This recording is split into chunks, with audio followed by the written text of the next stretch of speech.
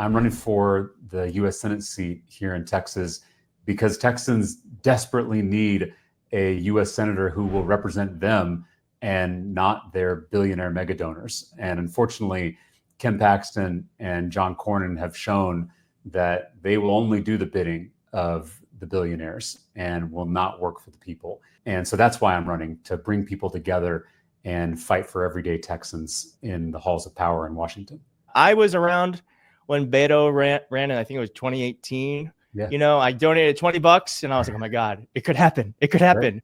And it didn't.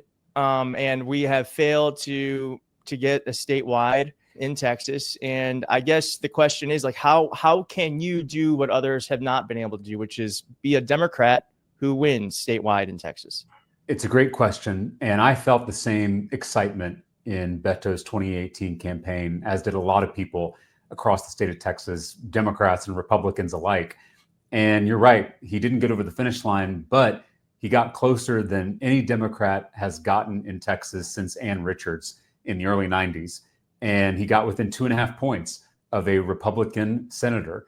And that was in a Trump midterm. We're about to enter the second Trump midterm that we've ever seen in Texas. And so I'm hopeful that if we can generate the same excitement, the same energy, if we can go everywhere and talk to everyone, if we can run a campaign that's different, that's going to transcend some of the boundaries and divisions that have been put in place in our politics, then we can do this thing Beto couldn't, which was finally break through and change the politics of this state, which I'll just say, as a native Texan, as an 8th generation Texan, we desperately need a better politics in our state. We've been suffering under Republican extremism for 30 years now.